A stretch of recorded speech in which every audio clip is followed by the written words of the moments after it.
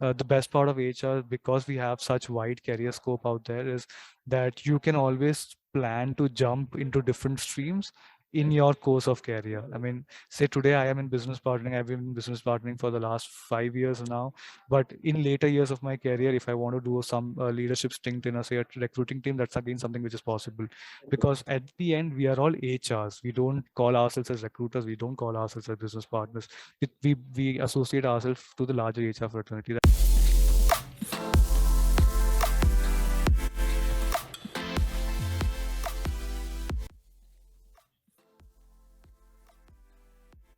So, hello everyone. My name is Aishman Nag, and on behalf of Grow Junction, I'm back with another podcast here with us today with our special guest, Mr. Jerin George. Hello, sir. How are you? I'm really good, Ayushman, and thank you so much for having me here. Hi, all viewers. I'm really excited. I think the first time Ayushman reached out to me, that's when I probably started reading about Junction, and especially I think it's probably because I'm already out of college and it's been a long time that I've completed my master's, that I did not hear a lot about it. But I think you guys are doing a really great job. I think this is really covering the folks who really need that guidance, especially during the time when they are looking for support elsewhere and they're talking to their alumni members for help. So I think this is a really great intent. So Great. wonderful. I think really excited to be part of this podcast. Thank you so much, sir. Thank you so much once again for coming on board. So, sir, before we move ahead with our podcast today, can we have a small introduction for our audience? Absolutely. I'll try to keep it as short as possible. Though not it's not been a lot of years in the professional journey for me yet, but I think I did my bachelor's from Stephens. That was my starting. So I didn't though I did my bachelor's in mathematics honors. But I think that the starting point for probably me to reflect why I wanted HR was actually back then. So while in Stephens, I was actually an active part of the students' union. Though for those of you who are from DU, I don't know if you know much about the students union which is there in DU versus this separate union that we actually had in Stephens back then. So yeah, I think it was different, but within Stephens we used to look into the matters around Stephens. So it was a great exposure where we would really closely work with our peers, our batchmates from all the different courses out there, and we will always try to figure out what best we can do for them. And again, that's a collaboration with the administration of the college. So I think that was the starting point for me when I figured out my strengths are in those areas where it's about working both with the administration and also trying to work out what's best possible for my friends out there. I think so that's where I think my journey started. And then back in Stephens during the placement years, we had Accenture coming over to our college, and the best part was Accenture actually came over to the college with I think one of their key or flagship programs. They actually call it the HR Academy program. Now, as part of the HR Academy program, throughout the year, what they do is once in a year they actually go to select colleges across India. So they span it across a year, and then luckily, I think it was in 2017 they started this program officially for Stephens as well. So I was actually part of the first batch going out from Stephens into Accenture as part of this program. Now, just a brief about the program was that Accenture would select around 35 folks across India, and this would be a study come work program wherein they sponsor our MBA, which is a post graduation from XLRI in HR. And then along with that, we would work full like any other full-time employee as well. And I'm sure probably this raises a few questions to all of you. But the thing is, how it works up for us is we would visit the campus, uh, say once in 6 months or once in 8 months. But most of the times, we usually had professors flying over to Bangalore for all of us for the batch of 35 folks, and they would take classes on the weekends for us. So weekdays they are in Jamshedpur, weekends they'll come over to our college, to our offices back there in Accenture, and then they would take classes. So that's how I did completed my post graduation from XLRI as well. I think a fantastic journey. I think, but yeah, I think I hope I was able to at least build some picture for you guys. Sure, sir. And I think the story that you narrated right now, the previous journey, I think that's a great initiative by a company, bringing in professionals like this and actually grooming them. So I think that's a really like amazing initiative, sir. So, sir, moving. Absolutely, and I think Yeah, sorry, just to add Oh, on to that, I mean, it's not just Accenture. What I understand is today a lot of different firms are trying to invest into younger talent. So I yeah, think what you all can expect is a lot more companies reaching out to you, especially trying to invest into younger talents to build them or group them into leadership for their right, organizations. right, So not just Accenture, I think a lot of different firms. So I think a great chance for all of you out there. So do give a watch. Do keep a watch on the different websites that you find around. Keep interacting with fellows that you know in different companies, and then this would be a great exposure for you to also understand what are the companies and what are the different flagship programs they have to offer to you. right. I think that's a great advice, sir. But sir, I have like one question, and that is, as Sure. you said, you had maths honors, right? So, like, can you take us to the journey of the transition from like maths honors to the HR domain? How was that? Absolutely. I think a great question because I mean, with this, I probably reflect my initial days in HR. I think any time when you interact or probably meet somebody in the HR fraternity for the first time, when I say HR fraternity again, HR is a big space, so probably we'll touch that in a few minutes. But I think in HR fraternity, you don't usually find people with science backgrounds. I think it's rarely that you notice somebody from say a maths or economics or say political science even as well. So, but what you majorly notice is people who've done their BCom, BBA, then joining in the HR after doing completing their MBA in HR. Otherwise, you have people who are doing their say bachelors in psychology, Yeah, sociology, yeah, yeah. and then they joining the HR stream. So actually, I think as you rightly pointed out, I was probably a rare breed. So I think being from a maths background, I sort of, as I said, I think my union exposure did probably help me reflect and figure out my strengths, and I think that's how I decided to come into HR. But if you ask me, it's not very different. I mean, uh, especially for all those who are doing completing your bachelor's now and you're planning to go for an MBA Yeah. next, I think what I'll say is bachelor's is always just the starting step for any of us, right? I mean, all the jobs that you see in the market today, it's not like 100% conversion of what you learn in classrooms in your bachelor courses. Like bachelor's is a starting step, as I say, because it helps mold you into a good professional in your journey to come. It helps you understand, or probably it helps you to do hard work. I think that's the key statement which I made here. Probably again, I think in a few minutes I'll try to reflect on that. But bachelor's to summarize there, I think bachelor's will help you understand what is required to become a good professional. So Right. it's not just the academic curriculum. When I say bachelor's, you should also enjoy your co-curricular activities in your colleges, and this will help you become a great professional in the years to come, no matter whichever stream you pick up. Right. So yeah, I think did not have much challenges doing maths and then coming into HR. So, sir, like when you step into the HR domain, okay. So, was there any particular moment in your life till that particular time where you thought that is HR a good fit for me, or how did you how did you come to the realization that okay, maybe I am fit for the HR, or maybe it is for me? Was there any sort of moment like that?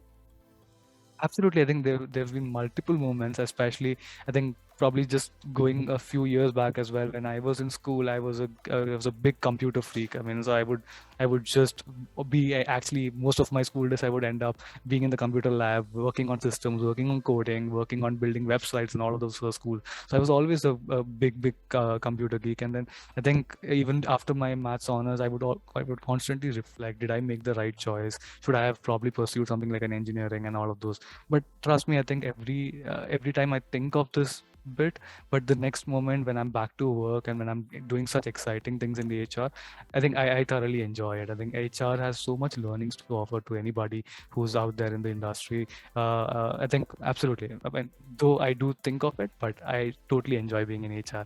Great, great. I mean, like personally speaking, since I am also an HR intern, so it kind of motivates that maybe like it is the right path that I've chosen for myself. But sir, as you have said right now that there are so many things to learn from this particular domain. For you, it's a job that you love to do. Okay, so sir, like since you are in this domain for quite a lot of time now, so you know that there are certain myths and notions that people have about this domain. Okay, now a bittersweet. Maybe I would call it as that. But those notions are maybe, are HR really that contributing to, to a company, or as you know the you know the word that is very specially associated with HR, that is rangoli. I think once or twice Absolutely. so you must have come across this. Uh, but sir, what would you say? Like, if we start with the, with the part one question, and that is how is your day-to-day responsibility at your current organization? Absolutely. I think, well, let me begin with saying we don't make rangolis, guys. I think, and trust me, this is a very popular question. I've heard it often in my own friend circles and in a lot of folks. And the worst part would be that even folks in some other companies who are actually having interactions with their own HRs, they actually think the same, that the HRs end up doing rangolis. But absolutely, it's a big myth. Trust me, I think the work is a lot more complicated. I think that's how I'll put it. Rangoli would be probably much easier, but HR is nowhere that. HR is much complicated. HR has so much challenges to work on. And I think absolutely exciting career option for anybody interested out there, especially anybody who's interested to serve the people, to make impact in an organization by charting out the people agenda or the people strategy in an organization, or even as simple as data analytics in HR. I think that's a growing space in HR now, where I think there's a lot of focus. So I think just like the IT companies or the IT shift in trend is where people are investing into data analytics, people are trying to invest into multiple platforms which can help them read or understand data. Same is the trend in HR, where we are also traveling along with them in this journey and trying to see how we can build in HR, AI, and probably AI data analytics part of things into HR and probably call out insights from that. But yes, I think coming back to the myths, there are a lot of myths, and I think the bigger reason why these rumors continue to spread is because HRs always tend to work in a very closed manner. And I say closed because since we are working with a lot of confidential data points, we tend to be very careful with whatever we are discussing outside in our friend circles and in our peer circles out there. Because I think at the end, you are a very incremental part of the management of an organization. So you have access to a lot of confidential data points, and I think the extent to which you get matured in your journey, for example, say after 5 years, 10 years, as and when you get start getting a clear understanding and you start getting access to such key insights of an organization, you tend to be much closed within yourself. You tend to do what's right for the organization, and you tend to talk much less about that. For example, your IT engineers, they always tend, I mean, what I've noticed is IT engineers are always taking a lot of pride in the sort of platform they may have built, or a key update that they would have been able to build in an application in their organization. That is something they can talk openly about, because that at the end is a public interface that's available for anybody for use. Limited But it's information. absolutely, but that's not the case in HR, because HR, we are working with the personal details of those employees, confidential details about them. That's why I think there are a lot of myths around that. But I think to your first part of your question, what's my typical work day? That's the best part of HR. There's no typical work day. I mean, every day it's got its own challenges. Even today, I woke up, I didn't know that I would have certain list of actions to do. When I woke up in the morning, I have a CEO reach. So there are different orgs that all HR supports. So for example, I partner with a lot of business leaders out there. So I have leaders reach out to me and say, Jen, I need help with so and so. What do you think about this? What's your opinion about this? So I think a typical day in HR to be defined is would be a lot of ad hoc tasks.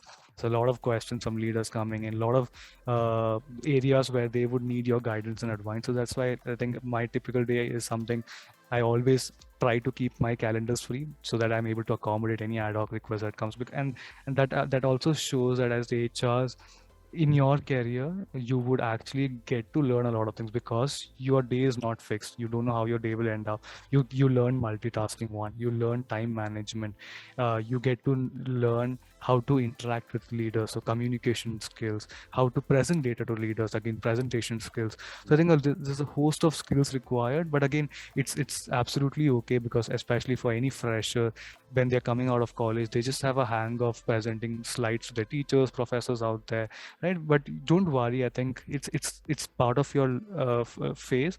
once you enter into a professional journey, when you start your career from the junior levels, you will get that exposure that is required, and by the time you are in a senior job level in any organization, you will be in a position where you can share those valuable insights and guidance to even senior leaders out there.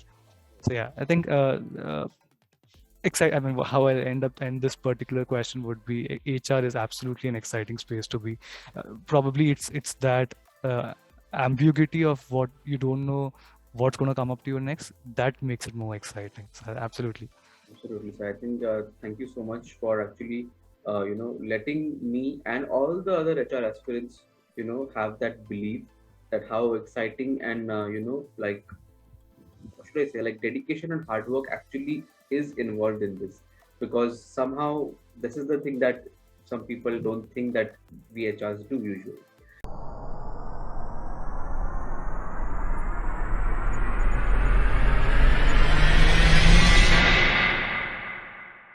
So, sir, coming to the next question only, like which is again a very typical mindset, and that is whenever HR or human resource manager is there, whenever people hear about it, the first and the only job that they think about is of a recruiter. Like if this person is an HR, oh, recruit, that's it. He is taking interviews and that's it. But the thing is that I know that there are a lot of things apart from this also, but if you can also guide our audience also, like what are the other job roles that are involved in the HR domain, and if you can give small briefs about them. Absolutely. I think first I'll be very honest here. I'll totally agree with your feeling about HR because I had the same notion when I was back in college in Stephens, or say before even I got started my MBA course, right? But once you start your course like MBA, especially probably with the help of the professors, the great professors out there in the colleges and all colleges across India today as well, I think they have so much understanding of different career spaces that they are the right people to guide you. But yes, coming to the question, it was in my initial years of MBA that I realized that be it HR, be it finance field, it's a lot more than what we think these fields have to offer to us, right? I mean, in HR, if I have to list a few verticals or probably few sub teams within HRs. I think those would be recruiting. You have learning and development team. Then you have the HR business partner team. You have HR generalist team. You have shared services teams. You have different centers of excellence. So we call it COEs because there are teams like payroll. There are teams like immigration and travel support teams. And there are a lot of different Mm. career options or sub teams within HRs as well. But recruiting is definitely a very popular part of HR because those are the team members who are the first level POCs who interact with any candidate out there in the market, right? Be it any job that you're applying for, be it any internship opportunity that you're applying for, the first level POCs who will contact you, the point of contacts who will be reaching out to you would ideally be recruiters. And then you will have follow-up calls with the program managers or the prospective managers for those teams. So it's absolutely it's normal for people to think that recruiters may build a larger space of HR because that's the front facing role, what I'll say, to anybody outside the organization. But when you actually join an organization, that's when you'll get a real understanding how wide HRs can be. For example, you will have say for any basic queries or any understanding of policies within an organization, you end up consulting with a HR shared service POC or point of contact. And then, for example, if you are looking for, say, a movement from India to US, you want to apply for a role out there in US, you will end up interacting with somebody in the immigration or the mobility team who will help you and understand what are the options that you have. And similarly, the role that I am currently into, I'm actually part of the HR business partnering team. So we as HR professionals, we don't do it talent or say recruiting at all, though we will plan strategies around hiring, probably focused on what sort of talent we require or what are the number of positions we really want in our teams in the coming months. That's probably the max I will engage with the recruiting team, or we actually call it talent acquisition in some most companies. But I think otherwise my role is around coaching leaders, coaching employees, helping them figure out solutions to their problems, be it work related, personal related as well sometimes, where if there's a personal issue which is impacting them at work, we definitely engage in those and try to support them. Again, it's not just HRs alone, it's always an HR with their respective managers. Yeah. Right? So we try to less intrude directly into people's life, but we always are there as a cover to ensure that you always have somebody in the organization to look up to, and you always have somebody as a support system back there. So I think HRs play a wide range of roles, from hiring, from coaching, employee leader coaching, employee coaching, from performance management, which again is a larger piece of HR. When I say performance management, it's about identifying who gets promoted, what hike should be offered to somebody out there, right? And then towards the end as well, in the last part of anybody's life cycle in an organization, comes termination or exit, right? That's again something we as HR professionals look into. So I mean, to keep it simple, I'm trying to keep it I mean, as simple in layman's terms as possible. Would be, think of an employee's journey in an organization from day one to the last date. And I mean, the wide range of queries or support that is required for an employee is all supported by the different HR teams out there. So I think that'll be an easy way to probably imagine how wide, or how what are the different career options within HR. But yeah, I think a lot of exciting action is out there, especially the best part of HR, because we have such wide career scope out there, is that you can always plan to jump into different streams in your course of career. I mean, say today I am in business partnering. I've been in business partnering for the last 5 years now. But in later years of my career, if I want to do some leadership stint in a, say, a recruiting team, that's again something which is possible. Because at the end, we are all HRs. We don't call ourselves as recruiters. We don't call ourselves as business partners.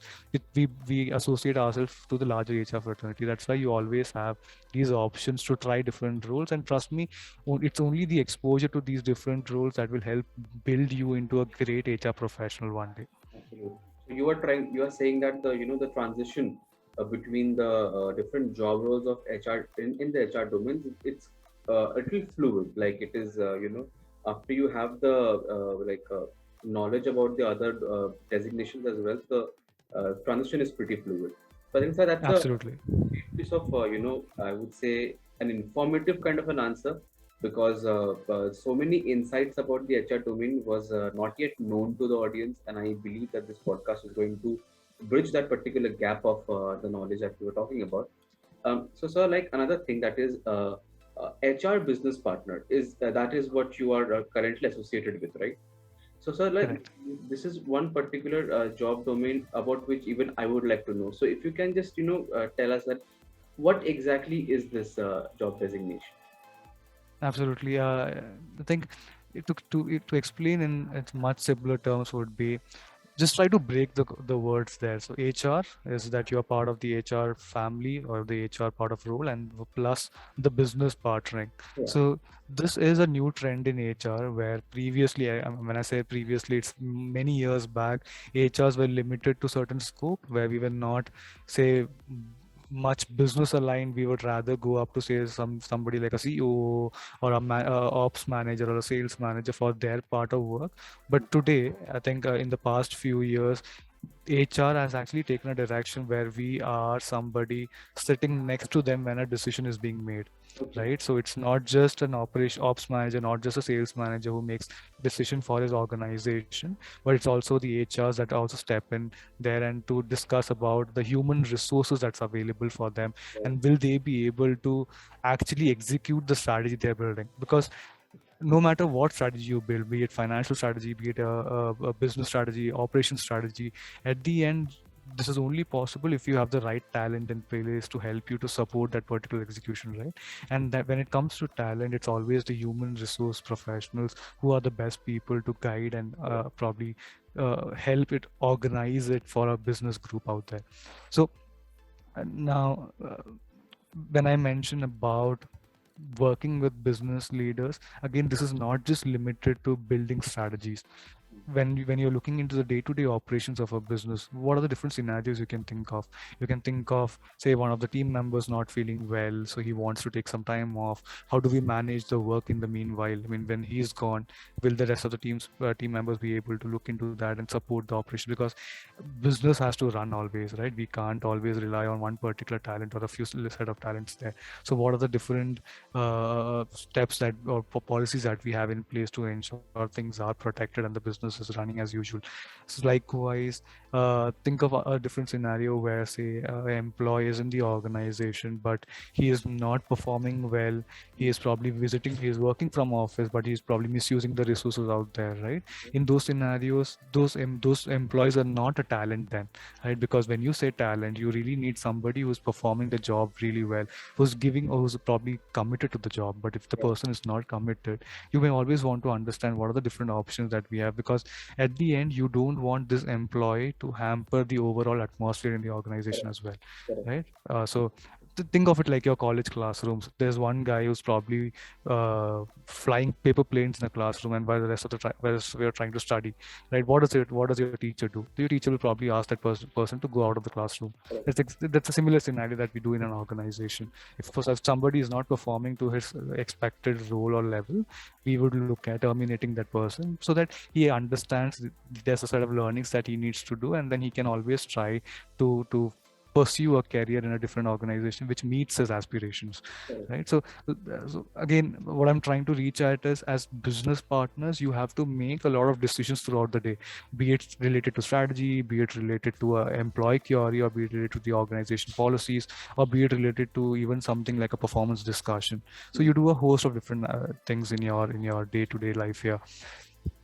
But again, I think the simpler way to understand it would be, as I began this question, is HR's supporting business is called HR business partners. So we support business leaders throughout. We support business throughout the just to ensure that the day-to-day business operations are running all well.